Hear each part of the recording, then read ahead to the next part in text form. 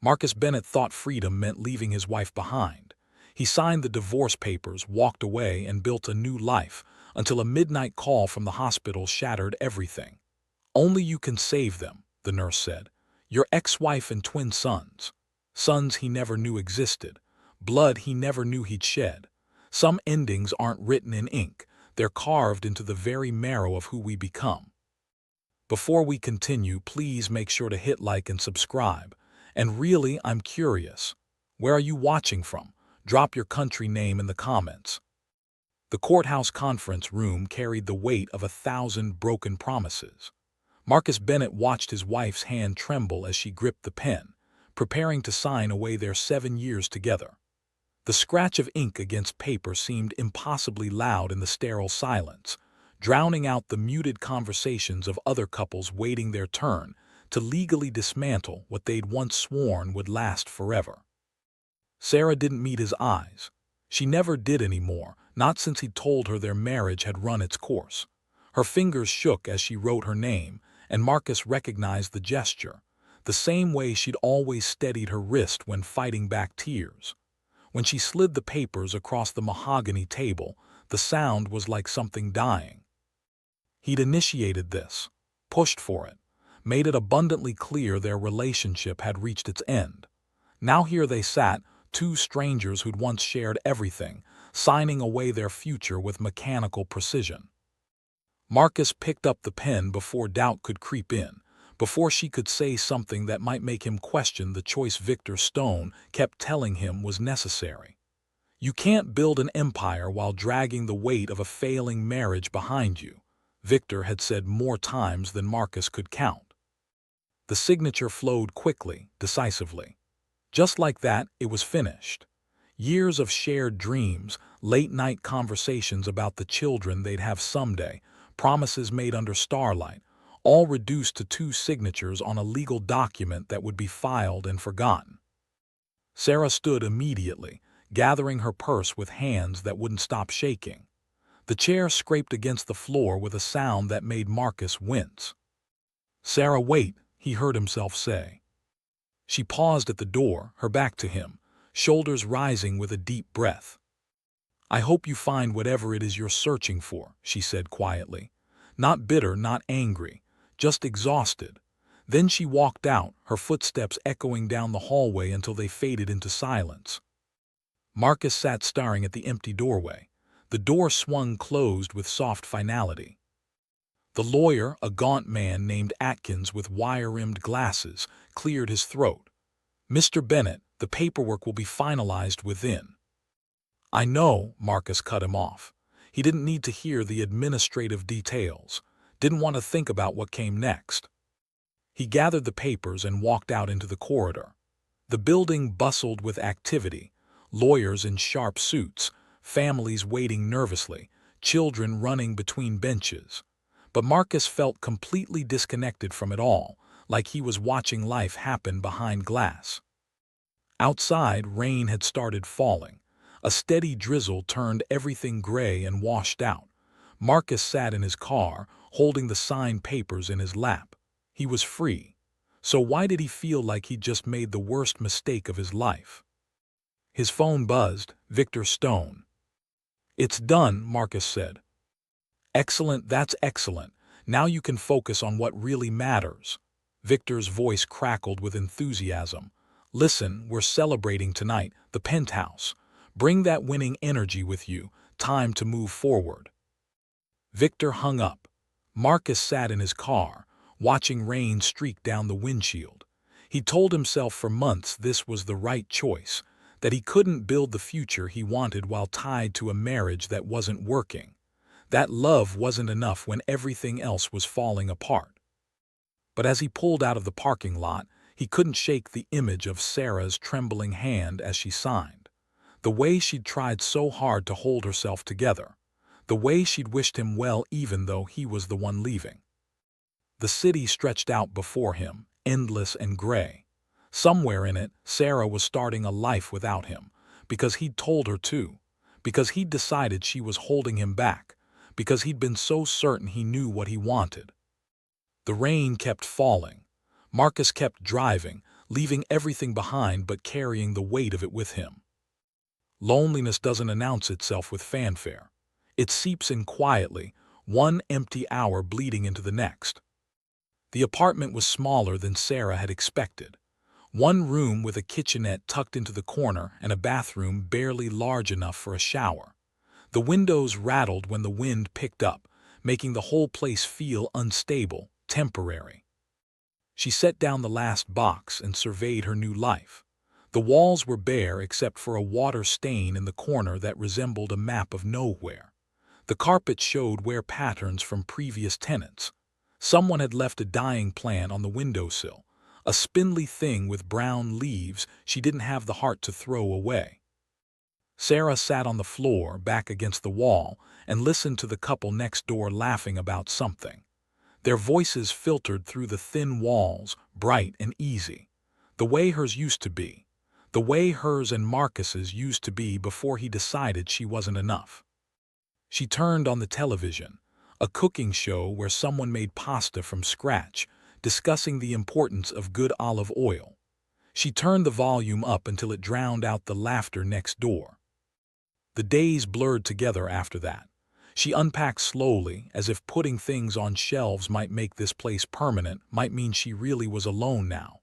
2 dresses in the closet, books on the windowsill, plates in the cabinet above the sink. Everything fit. That was the worst part. Her entire life fit in this tiny room because Marcus had taken everything else. At night, she lay in bed staring at the ceiling, listening to the building sounds. Footsteps above, pipes groaning, a dog barking down the hall. She'd turn on the television again, letting strangers' voices fill the silence until sleep finally came. But sleep brought no peace. She'd wake in the middle of the night, disoriented, reaching for someone who wasn't there. Someone who'd made it clear he didn't want to be there. Weeks passed and her body began to betray her in small ways. She'd wake up nauseous, stomach churning for no reason. Coffee made her gag. She was exhausted all the time, a bone-deep weariness that no amount of sleep could fix. She told herself it was stress, that her body was processing the divorce physically, that heartbreak had weight. The nausea came in waves. Fine one moment, then rushing to the bathroom the next, stomach heaving even when there was nothing left. She kept crackers by the bed, avoided certain smells, moved more carefully as if sudden movements might trigger another episode. Her breasts ached constantly, a tenderness that made wearing a bra uncomfortable. She bought softer ones, looser shirts, blamed it on her cycle being irregular from stress. One morning she stood in the shower until the water ran cold, hands pressed against the tile, head down, water streaming over her shoulders. When she finally turned it off, she caught sight of herself in the mirror. Her face looked thinner, eyes tired, and there was something else, a softness in her body that hadn't been there before, a subtle fullness she couldn't name. She pressed her hand to her chest and winced, then lower to her stomach. Nothing. Just skin and muscle and the hollow feeling of being empty. But the wrongness persisted, an awareness of her body that felt foreign. She got dressed and went to work. She'd found a job answering phones at a law office, temporary, easy work that didn't require her to think or feel or be anything other than a voice on the line. "Good morning, Harmon and Associates. How may I direct your call?" The words became a mantra, a script she could hide behind. She'd say them over and over, transferring calls, taking messages, existing in the spaces between other people's problems. During lunch breaks, she'd walk to the park and sit on a bench. She'd bring a sandwich and not eat it. Just sit there watching people move through their lives, joggers with earbuds, mothers with strollers, couples holding hands. Everyone looked like they knew where they were going. She'd watch the mothers especially, the way they pushed strollers with practiced ease, the way they moved through the world with purpose she couldn't comprehend. One afternoon she saw him. Marcus across the street carrying grocery bags, walking beside a tall man in an expensive coat. They were laughing, actually laughing. Marcus's head thrown back, shoulders relaxed in a way she hadn't seen in years. He looked lighter, unburdened. Her breath caught. She stood up quickly, knocking her sandwich to the ground. She moved behind a parked car, crouching down, heart hammering. Through the car's windows, she watched them. Watched Marcus nod at something the other man said. Watched him smile, the smile he used to give her before he decided she wasn't worth it anymore. They turned the corner and disappeared.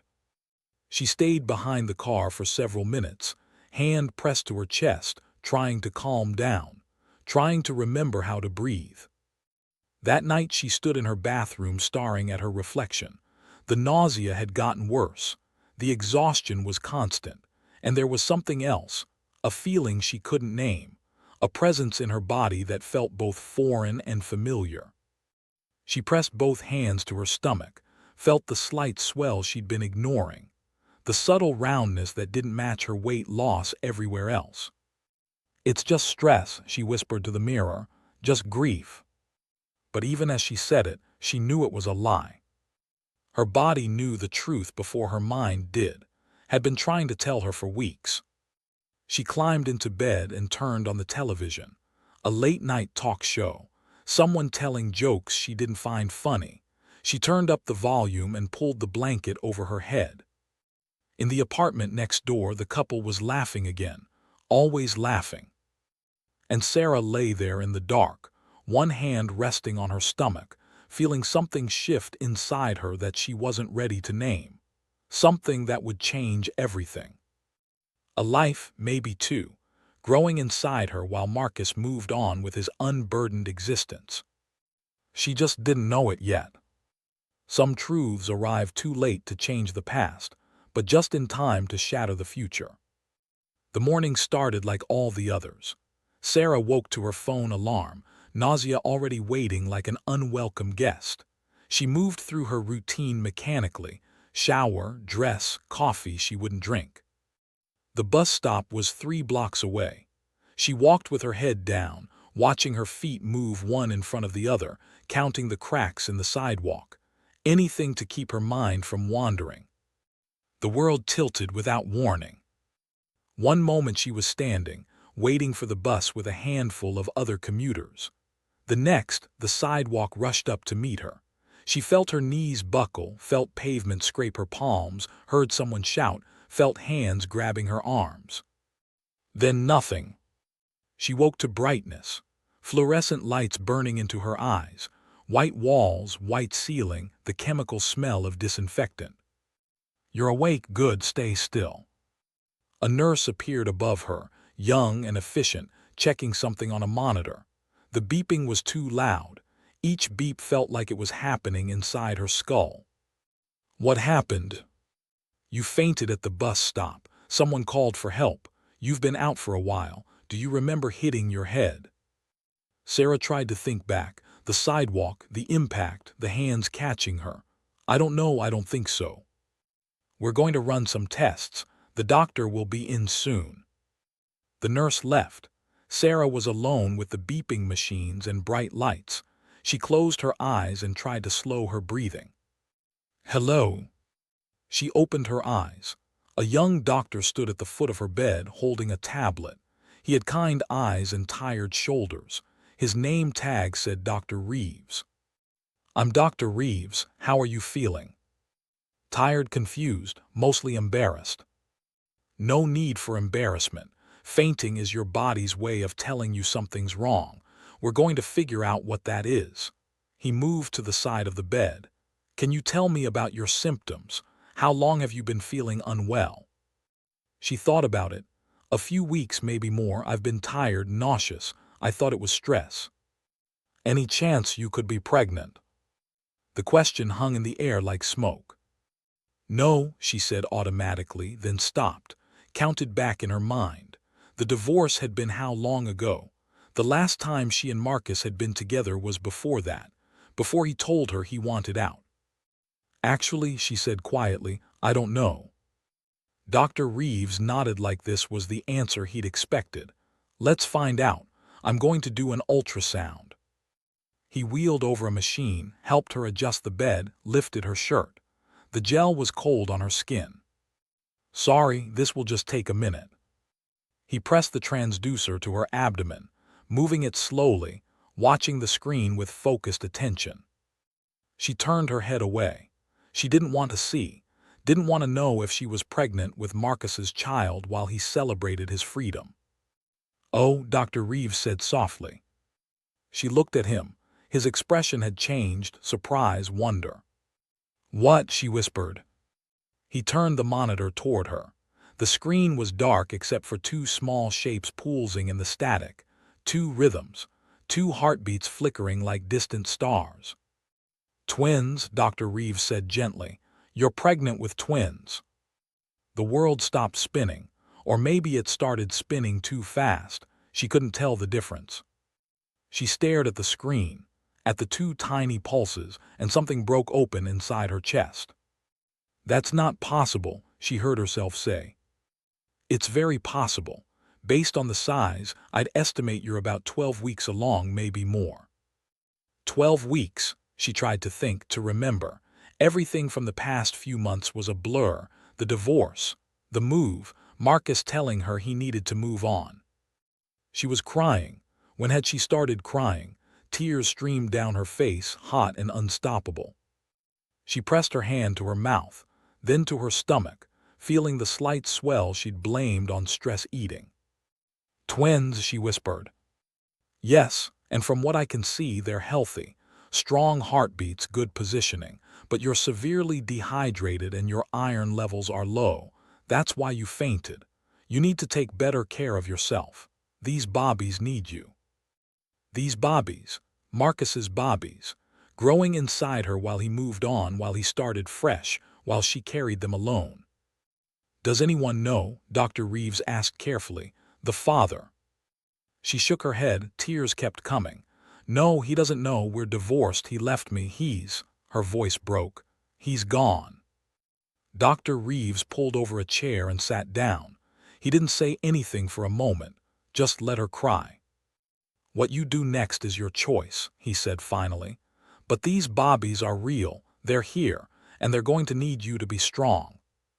She looked back at the screen, the two pulses still flickering, two lives that hadn't asked to be created, two children who would come into a world where their father had walked away before they even existed. "Can I have a minute?" "Of course, take all the time you need." He left, taking the ultrasound machine with him, but the image stayed burned into her mind. Two heartbeats, two tiny futures depending on her. She pressed both hands to her stomach, feeling the slight curve beneath her palms. "I'll do this alone," she whispered to them. "I'll keep you safe." Marcus had wanted freedom, had wanted to build his future without her. Well, he had it. And she had this, two lives growing inside her that he would never know about, because he'd made his choice. And now she was making hers. You can run from a person, but you can't run from the life you once shared. Sarah quit her job the next day. The office manager looked surprised when she came in with her resignation letter. "Is everything all right?" Patricia asked, concern softening her usually stern expression. "Family situation," Sarah said. It wasn't entirely a lie. New family situations, actually. I need to focus on some personal things. Patricia didn't press. She processed the paperwork with quiet efficiency and wished her well. Sarah found work answering phones from home, medical offices mostly, routing appointments, taking messages. The pay was less, but it was flexible. She could work in her pajamas, could take breaks when the nausea got bad, could exist in the small, safe world of her apartment. But the outside world had a way of finding her anyway. She started showing sooner than expected. The slight swell became undeniable, impossible to hide. She bought maternity clothes from a thrift store, soft, forgiving fabrics that smelled faintly of someone else's life. Every sound became Marcus. Every footstep, every voice, every car door closing on the street below. She'd be washing dishes and hear laughter outside, and her whole body would tense, listening for a voice she'd recognize anywhere. She'd be at the grocery store and see someone in a blue jacket, the color Marcus always wore, and her heart would stop until they turned and revealed a stranger's face. The city was full of ghosts. One afternoon in late spring, she needed fresh air. The apartment walls were closing in. The Bobbies, she'd started thinking of them as the Bobbies, were active, moving inside her in ways that felt like small miracles and terrible burdens all at once. She walked to the park, found a spot under a tree. The shade was cool. The world felt almost peaceful. The Bobbies kicked, a flutter then another. "You're active today," she whispered. When she opened her eyes, she saw them. Marcus and the same man from before, outside a cafe across the street, carrying grocery bags, laughing about something. Her breath caught. She stood up quickly, instinctively. She needed to hide. She moved behind a parked car, crouching down despite her belly. Through the car's windows, she watched them.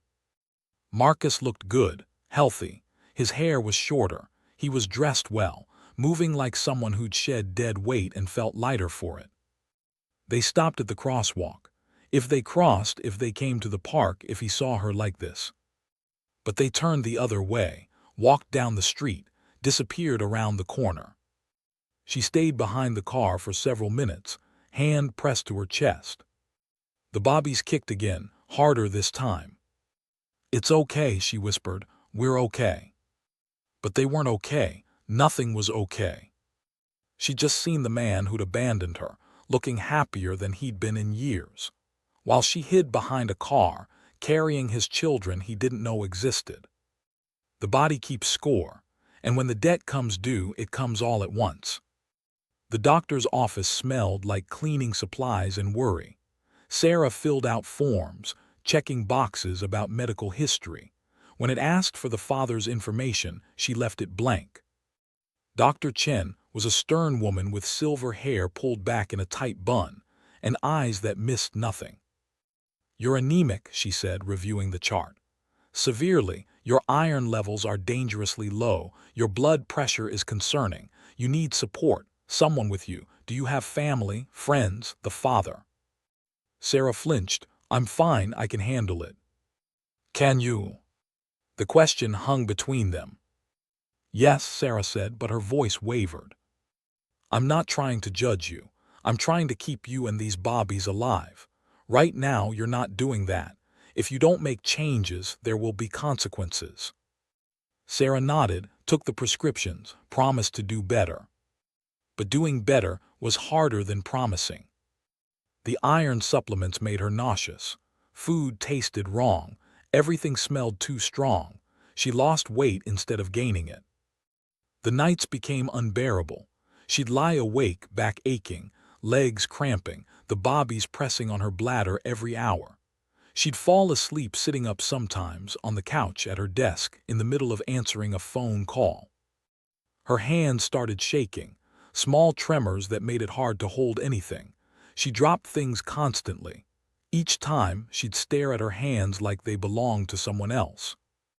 One evening, trying to tie her shoes, her fingers wouldn't cooperate. The laces kept slipping. She tried again and again until she was crying, sitting on the floor, unable to tie her own shoes. "Pull yourself together," she whispered. But pulling together required energy she didn't have. The pain started low in her back, then wrapped around to her stomach. Tightening, releasing, tightening. "Not yet," she whispered to her belly. "It's too early." The Bobbies didn't listen. The pain got worse, sharper, more frequent. She tried to work, tried to answer phone calls, but she'd have to stop mid-sentence when a contraction hit. "I apologize," she'd gasp into the phone. "Can you hold for just a moment?" By nightfall, she couldn't stand upright. She made it to the couch, lying on her side, breathing through the pain. 5 minutes apart, then 4, then 3. Too fast. Everything was happening too fast. She reached for her phone on the coffee table. Her fingers brushed the edge. Another contraction hit, harder than the others. She cried out and the phone skittered off the table, sliding under the couch. "No," she gasped. She tried to reach it, but the pain was too much. She slid off the couch onto her knees, crawling, reaching underneath. "Help," she called out. Her voice was weak. "Someone help me." But the walls were thick. The building was quiet. Another contraction, the worst one yet. She curled into herself, forehead pressed to the floor. She could feel something wet between her legs. Blood or water or both. The room was spinning. The ceiling fan rotated slowly above her. "I'm sorry," she whispered to the bobbies. "I'm so sorry." She thought about Marcus, about how he'd left her, about how if she died here alone on this floor, he'd never know what he'd abandoned. The darkness at the edges of her vision was spreading, soft, almost welcoming. Then nothing. The neighbor's dog started barking, loud, persistent. The neighbor came out, heard something through her door. "Hello," the neighbor called. "Are you okay in there?" No answer. "I'm calling for help," the neighbor shouted. The ambulance siren was the first thing she registered. Far away, then closer, then deafening. "We're losing her," someone said. She tried to speak, but the words wouldn't come. Inside the ambulance, her heartbeat flickered on a monitor, weak, irregular, fatting. The paramedic kept telling her to hang on, but his voice was getting distant. She thought about the bobbies, about Ethan and Owen, the names she'd chosen, about whether Marcus would ever know they existed. The ambulance doors burst open, bright lights, running, voices overlapping. Then nothing. Just the slow fade into darkness. In the space between life and death, the past becomes the only future. The delivery room was controlled chaos. Doctors and nurses moved with synchronized urgency, voices clipped and efficient, calling out numbers that meant life or death.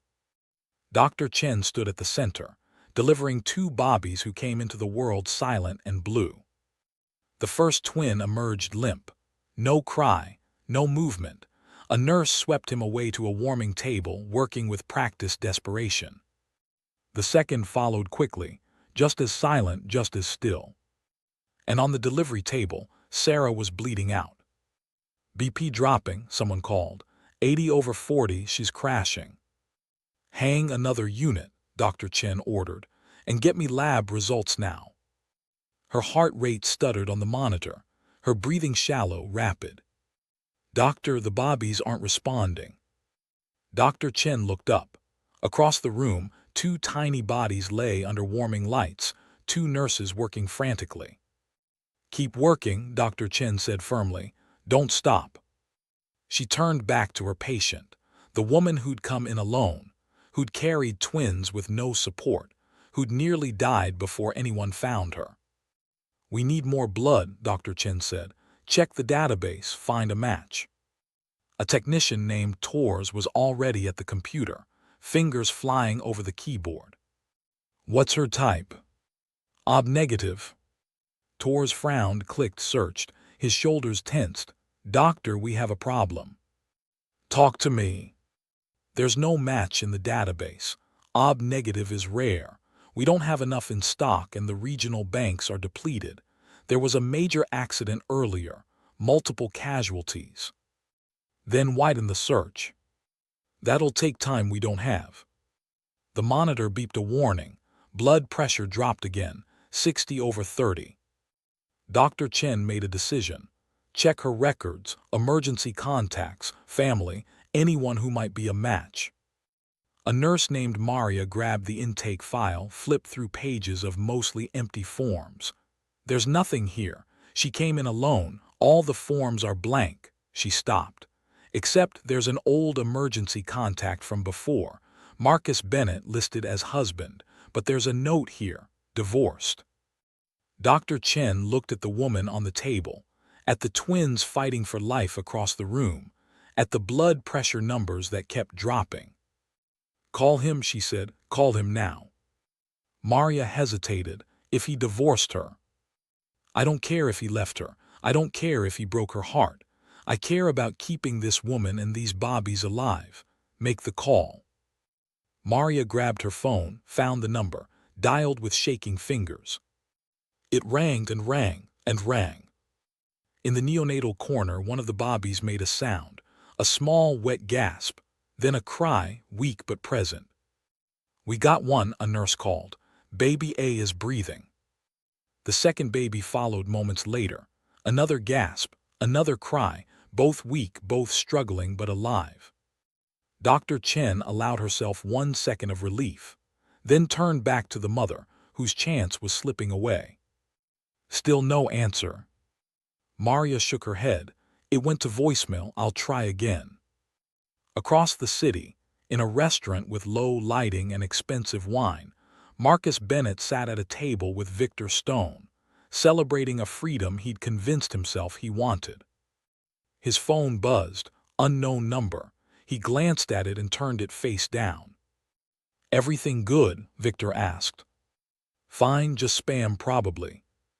The phone buzzed again. "Popular tonight," Victor said with a grin. "Want to get that?" Marcus looked at the phone. Unknown number again. "No, it can wait." In the delivery room, Maria hung up, dialed again, held the phone to her ear. "Come on," she whispered. "Pick up, please pick up." The phone buzzed a third time. "You should get that," Victor said, his grin fatting. 3 calls in a row might be important." Marcus picked up the phone. Same unknown number. 3 calls in a row. That wasn't spam. "Excuse me," he said, standing. "I should take this." He walked toward the restaurant entrance, pressing the phone to his ear. "Hello? Is this Marcus Bennett?" "Yes, who is this?" "This is Maria from Chicago General Hospital. I'm calling about your wife." Marcus stopped walking. The restaurant noise faded to static. "My wife, I divorced her." "Yes, we have that noted, but your name is still listed as her emergency contact. Sir, I need you to listen very carefully. Your ex-wife is dying. Her twin sons are barely stable. She has OB-negative blood. We don't have enough. You're the only person listed in her file." Twin sons. The words didn't make sense. "I don't understand," he said. "I need to know your blood type, Mr. Bennett, right now." "OB-negative," he said automatically. Same as he stopped, understood.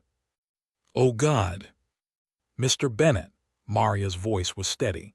"Only your blood can save your ex-wife and twin sons, the sons you didn't know existed."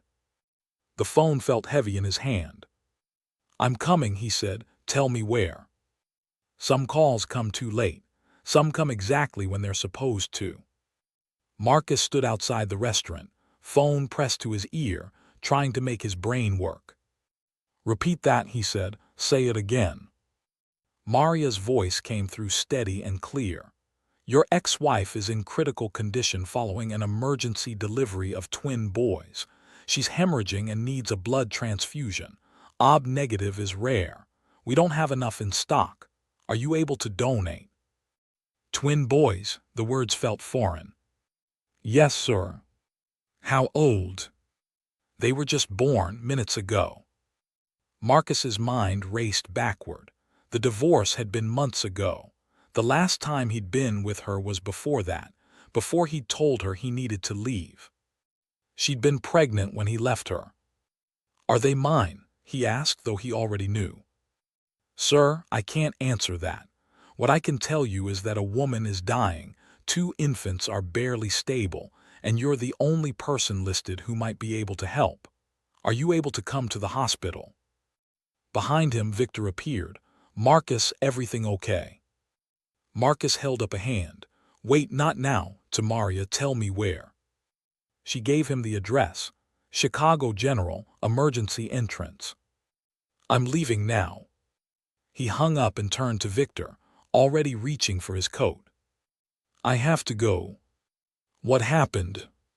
"I can't explain. I have to go."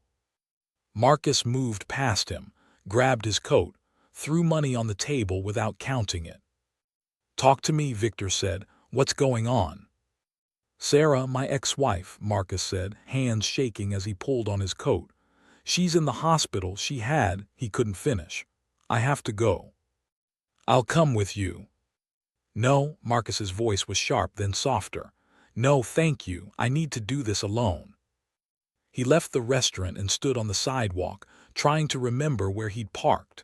His mind was blank. Twin boys, his twins. She'd been pregnant when he left her, pregnant when he told her she was holding him back. And she never told him. Why didn't she tell him? The answer came burning: because you left her, because you made it clear you didn't want her anymore. Why would she tell you anything? He found his car, unlocked it with trembling fingers, slid behind the wheel. The engine started. He pulled out into traffic without checking his mirrors. A horn blared behind him. The hospital was across town. The speedometer climbed 40, 50, 60. He ran a red light, then another. His phone buzzed. Victor calling. He ignored it. All he could think about was Sarah, alone, pregnant with his children, going through all of it without him because he told her he needed to focus on himself. And she'd been the thing that mattered most. The rain started as he merged onto the expressway, drops hammering against the windshield. The wipers beat a frantic rhythm. He thought about the last time he'd seen her, in that courtroom, the way her hand had trembled as she signed the papers. She'd been pregnant, carrying his children, and he'd let her walk away. His hands gripped the steering wheel until his knuckles turned white. What have I done? The traffic was thick. Red taillights stretched ahead in an endless line. Marcus slammed his palm against the steering wheel, looked for an opening, swerved across 2 lanes. More horns, more anger. He ignored them all. His phone buzzed again. Another call from Victor. Then a text: "Whatever's happening, I'm here if you need me." Marcus didn't respond. There were no words for what was happening. The hospital loomed ahead, a massive building with emergency lights flashing at the entrance. He pulled into the emergency bay at an angle, parking crooked across 2 spaces. He was out of the car before the engine fully stopped, running through the rain.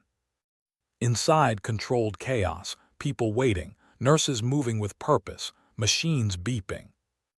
Marcus went straight to the desk, chest heaving. "I'm Marcus Bennett. I got a call. My wife, ex-wife, she's here. She needs blood." The nurse looked up, her expression shifting from routine to alert. "You're the donor." "Yes, I'm negative. Where do I go?" "Follow me." She led him through double doors into a hallway that smelled like antiseptic and fear. They moved quickly past rooms with drawn curtains. He started. "Is she going to be okay?" The nurse didn't answer immediately. Finally, "The doctors are doing everything they can." It wasn't an answer, which meant things were bad. They stopped outside a room. Through the window he could see movement, medical staff, machines with blinking lights, a table with someone lying on it, surrounded by tubes and wires. "Sir." His breath caught. "Wait here," the nurse said. "Someone will come get you." She disappeared through the door. Marcus stood alone in the hallway, staring through the window at a scene he couldn't fully comprehend. He could barely see Sarah, just a glimpse, her face pale against white sheets, her body still, so still. The door opened. "Maria." "Mr. Bennett, thank you for coming. We need to move fast. Come with me." She led him to a small room, a donation chair in the center, equipment ready and waiting. "Sit," she said. He sat. She rolled up his sleeve, found a vein with practiced efficiency. The needle pinch barely registered. "This is going to take a few minutes," she said. "Try to relax." Relax, the word was absurd. He watched his blood flow through the tube, red and alive, a piece of him traveling toward her, connecting him to people he'd thought he could leave behind. "The Bobbies," he said, "are they?" "They're breathing, weak but breathing. The real concern is your ex-wife. She lost too much blood." Marcus nodded, couldn't speak. "How much longer?" he asked. "Another minute." The longest minute of his life. The machine beeped. Collection complete. Maria removed the needle carefully, pressed gauze to his arm. "Keep pressure on this. Don't move too fast. You might feel dizzy." "Can I see her?" "Not yet. Let us get this transfusion started, then we'll see where we are. And the Bobbies? They're in the neonatal unit down the hall, but Mr. Bennett, she paused. Maybe take it slow. This is a lot to process. She took the blood bag and left. Marcus sat in the donation chair, his arm burning, his head spinning from blood loss and shock. Twin boys, his sons. And Sarah, dying in a room down the hall because she'd given everything to bring his children into the world. Children she'd carried alone because he'd told her she was holding him back. He pressed his hands to his face and tried to breathe through the panic and guilt. What have I done? Sometimes redemption isn't earned, it's bled. The donation room was quiet except for the soft beeping of machines.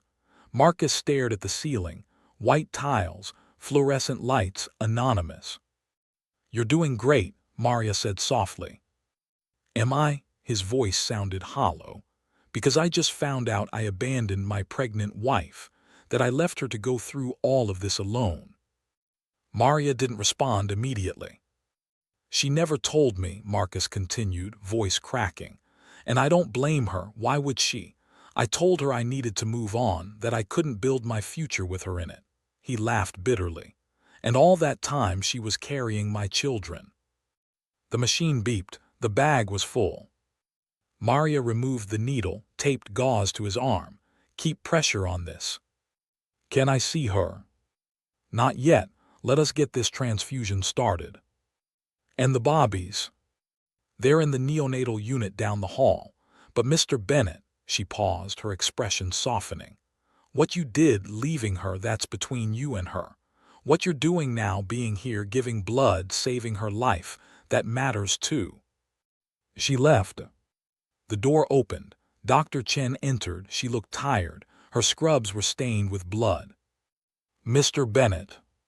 He stood up too fast. The room tilted. He steadied himself on the chair. Is she? She's alive. The transfusion is working. Her blood pressure is stabilizing. We're not out of danger yet, but she's fighting. Marcus's legs felt weak. He sat back down heavily. And the Bobbies? Stable, they were born premature. They'll need time in the NICU monitoring support, but they're breathing on their own. They're strong, like their mother. Can I see them? Dr. Chen pulled over a chair and sat down, facing him directly. Your ex-wife came in here alone. No family, no support, no one listed except you, and that was old information from before the divorce. She's been doing this entirely on her own. I didn't know, Marcus said quietly. I'm sure you didn't, but you're the one who left, and she's the one who paid the price. Those boys in there, they're yours. What you do with that information is your choice, but they're here, they're real, and they need someone. Dr. Chen stood. Think about that before you see them, because once you walk through that door, once you see their faces, you can't unknow it. She left. Marcus walked to the door out into the hallway. A nurse saw him and pointed. NICU is that way, the door on the right. Marcus followed the directions. His feet felt disconnected from his body. The NICU was behind glass walls. Inside, rows of incubators held tiny humans fighting for every breath. He found the nurse's station. I'm here for the Bennett Bobbies. The nurse smiled. The twins, come with me. She led him to 2 incubators side by side. Inside each one, impossibly small, lay a baby. Tubes and wires connected them to machines, but beneath all the medical equipment, Marcus could see them. His sons. They were tiny, fragile, their skin thin and red, their eyes closed, but they were perfect. This one is baby A, the nurse said, pointing left. And this is baby B, they haven't been named yet. Marcus shook his head. He couldn't speak. Can I touch them? Through the ports like this. He reached through the opening. His hand looked enormous. He touched the tiny hand with one finger. The baby's fingers uncurled, wrapped around his finger, held on with surprising strength. Marcus's throat closed. Tears spilled over. Hey, he whispered. "Hey there, I'm your father, and I'm so sorry. I'm so sorry I wasn't there." The baby held his finger, small, trusting, alive because of blood Marcus had just given. He moved to the second incubator, reached through. This one grabbed his finger too. "You're fighters," Marcus said softly, tears streaming down his face. "Both of you just like your mother." He stood there, both hands holding his son's. "I don't know if she'll forgive me," he whispered to them. "But I promise you I'm not leaving again. I'm here now, and I'm going to spend the rest of my life trying to make up for abandoning you." "Mr. Bennett." Maria appeared beside him. "Your ex-wife is awake." Marcus looked at the bobbies one more time, then carefully extracted his fingers from their grips. "Take me to her." They walked through hallways in silence. Marcus's heart was beating too fast. What would he say? How could he possibly explain? Maria stopped outside a door. "She's weak, be gentle. And Mr. Bennett, she doesn't know you're here. She doesn't know you gave blood. Whatever you say to her, make it count." She opened the door. The room was dim. Machines beeped quietly. In the bed, pale but breathing, was Sarah. She was asleep, her face turned toward the window. Marcus moved closer slowly, like approaching something sacred. He could see the IV in her arm, the monitors tracking her vitals, the evidence of how close she'd come to leaving this world. He wanted to speak, but his voice wouldn't work. A nurse brought in a chair. Marcus sat. He didn't plan to stay long, just until she woke up, just until he could see her eyes open and know she was really okay. But exhaustion hit him like a wave. His head dropped, his eyes closed. And he slept without meaning to, his hand resting on the edge of her bed, reaching for something he'd thrown away. Some silences hold more than words ever could. Marcus woke to machines beeping and someone moving in the hallway. His neck ached from the angle. The chair was uncomfortable, designed for short visits, not overnight vigils. He looked at the bed. Sarah was still asleep, still breathing, still here. Gray morning light filtered through the window. The rain had stopped. His phone buzzed, 6 missed calls from Victor, a dozen text messages. He turned the phone to silent and put it away. None of that mattered right now. A nurse came in, different from the night shift. She looked surprised to see him. "Oh, you're still here. Is that a problem?" "No, just most people don't stay, especially ex-husbands."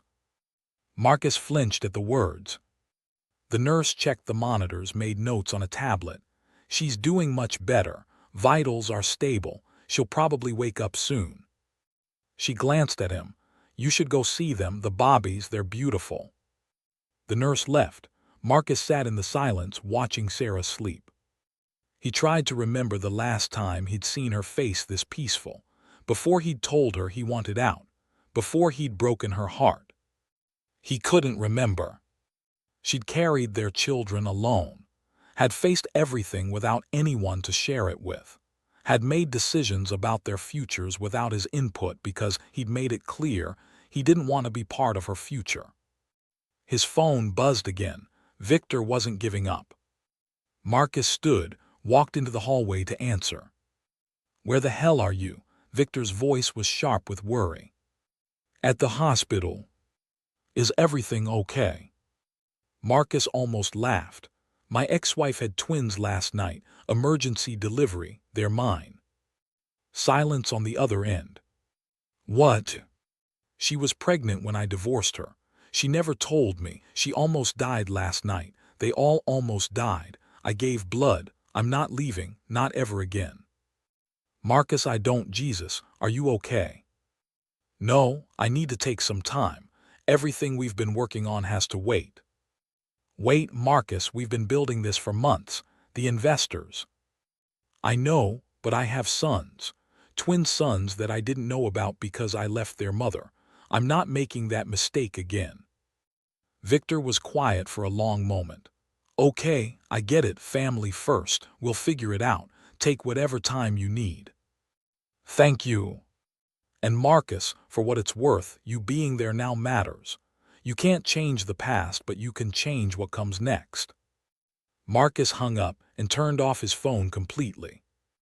He went back into the room. Sarah was still asleep. Hours passed. Doctors came in, checked her progress, left satisfied. Nurses rotated. The world moved on. Marcus didn't move. He watched her breathe, counted the steady rise and fall of her chest. She was alive. Their sons were alive. Somehow, against all odds, they'd all survived the night. Later, Maria appeared with coffee and a sandwich. "You need to eat." "I'm fine." "You donated blood last night. You need to replace it. Eat." She left the food and went. Marcus forced himself to eat, tasting nothing. Through the window, he could see into the hallway, life continuing. Down the hall, his sons were in their incubators. Baby A and Baby B, clinical labels for children who deserved real names. He thought about going back to see them, but he couldn't leave Sarah, not until she woke up. The afternoon wore on. The light through the window changed from gray to gold. Later, a doctor came in, someone younger with kind eyes. "She's doing remarkably well," he said, checking her vitals. "The transfusion worked perfectly. She should wake soon." "And then what?" "Then we monitor her, make sure there are no complications. She'll need rest, support. The road ahead won't be easy." "I want to help," Marcus said, "if she'll let me." The doctor studied him. "That's between you and her, but showing up matters, being here matters." The doctor left. Marcus sat with those words. What you do next is what counts. The door opened. Dr. Chen. She looked less exhausted. "Mr. Bennett, still here." "Where else would I be?" She studied him with sharp eyes. "Most ex-husbands don't camp out like this." "I didn't move on. I made a mistake. The biggest mistake of my life." She checked the monitors. "She'll wake soon. When she does, she's going to have questions. I'll tell her the truth, that I was wrong, that I'm sorry, that I want to be here for them if she'll let me." Dr. Chen nodded approvingly. "Just be gentle. She's been through trauma. She carried your children alone because you left. That's going to take time to heal, if it heals at all." "I know." She left. The afternoon faded toward evening. Golden light slanted through the windows. Marcus's eyelids grew heavy. He fought it, wanted to be awake when she woke. But exhaustion won. His head dropped forward, sleep took him. And in the bed, Sarah's fingers twitched. Her eyelids fluttered. Her chest moved with a deeper breath. She was coming back. In the NICU, Baby A opened his eyes for the first time. Then Baby B, two tiny boys seeing the world in full focus. The nurse on duty noticed, made notes, smiled. "Welcome to the world, little ones," she whispered. "Your father is here. He's trying. That has to count for something." Outside, the sun dipped below the horizon. And in room 847, two people who'd been torn apart by choice slept within arm's reach, connected by blood and biology, and something neither could name. But would have to. Soon. Sometimes the end of one story is the beginning of another, and sometimes they're the same. Sarah woke to rain on the window, soft, rhythmic. The sound pulled her slowly from darkness. Her chest burned, her limbs felt foreign. She tried to remember, the apartment, the pain, the floor, then nothing. She opened her eyes. The room was dim, gray light through blinds. She turned her head, slow, painful, and saw him. Marcus slumped in a chair beside her bed, wrinkled clothes, messy hair, dark circles under his eyes. And on his arm, fresh IV marks. Her breath caught. Why was he here? "Marcus." The word came out as a whisper. He stirred, his eyes opened. Confusion, then recognition, then something that looked like relief and guilt mixed together. "You're awake," he said, voice hoarse. "What are you doing here?" He sat up slowly, reached for water, held the straw to her lips with shaking hands. She drank, suspicious but too thirsty to refuse. The hospital called me, he said. You were still listed as my emergency contact. Before, when they were married. Why would they? Then she remembered. The Bobbies are they. They're alive, both of them. They're in the NICU, small but breathing. They're fighters. Twin boys. She pressed her hand to her stomach, flat now, empty. Can I see them? Soon. You need rest first, but they're okay, I promise. She looked at him, really looked, at the exhaustion, at the marks on his arm. You gave blood, she said. He nodded. Why? The question came out sharper than intended. You left me. You divorced me. You told me I was holding you back. Why would you come here? Marcus flinched. Because you're the mother of my children, because I was wrong, because, his voice broke, because I'm sorry. She stared at him. You didn't know about them. How could you be sorry for abandoning children you didn't know existed? I'm not sorry for that, I mean I am, but he ran his hand through his hair, frustrated. I'm sorry for leaving you, for making you feel like you weren't enough, for being so focused on myself that I convinced myself our marriage was the problem. You weren't the problem, I was. You're sorry, she repeated. The words felt hollow. You left me. You broke my heart. You made me feel like I was worthless, and now you're sorry. Yes, I know sorry doesn't fix anything. I know I don't deserve your forgiveness, but I need you to know I was wrong about everything. Walking away from you was the biggest mistake of my life. Tears slipped down her face, hot, angry, sad. Do you know what it was like? Finding out I was pregnant after you'd already left. Sitting in that doctor's office alone, seeing 2 heartbeats on that screen. Every appointment, every kick, every moment. I was terrified. I was alone because you decided I wasn't worth staying for. I know, I'm so sorry. Stop saying that. Her voice cracked. Sorry doesn't give me back those months. Sorry doesn't change the fact that you looked at me and decided I wasn't enough. Marcus leaned forward, elbows on his knees. You're right, I can't change what I did. I can't take back the pain I caused, but I'm here now. And if you'll let me, if you'll give me even the smallest chance, I want to be here for you, for them. Not because I gave blood, not because I feel obligated, but because I love you. I never stopped loving you. I just convinced myself that love wasn't enough. And now I know love is the only thing that matters. She closed her eyes, tears continued. I don't know if I can trust you again. Then don't, not yet. Just let me be here. Let me prove I've changed. Let me meet our sons and be the father I should have been from the beginning. What are their names? She asked, changing the subject. Did you see them? I did, they're perfect, but they don't have names yet. Ethan, she said, and Owen.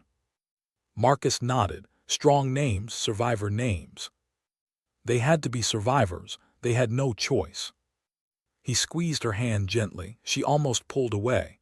Almost, but she was too tired and his hand was warm. Then he did something unexpected. He took her hand and pressed it to his chest, where his heart beat steady and strong. She felt it, the rhythm, the life, the connection. Your blood is in me, he said quietly. Mine is in you. The divorce papers said we were done. But this says we're connected in ways that go deeper than any document. She didn't pull away, just rested her hand there, feeling the proof they were both still here, still alive, still possible. I don't forgive you, she whispered. Not yet, maybe not ever. What you did, it broke something in me. I know, and I'll spend every day trying to earn your forgiveness, even if it takes forever, even if you never give it to me. I'm not leaving again. Outside, the rain stopped. Clouds parted. The first light of dawn broke through, golden and new. Down the hall, Ethan and Owen opened their eyes. 2 tiny boys who carried the blood of a love that had refused to die. Marcus looked at Sarah, the mother of his children, the keeper of his heart, the person he'd almost lost forever.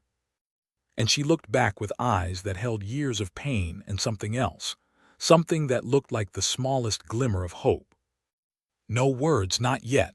Words would come later. But right now, there was only this. Two people who'd lost everything, finding their way back through blood and choice and the refusal to give up. Love that survived even when everything else died, even when he tried to kill it himself.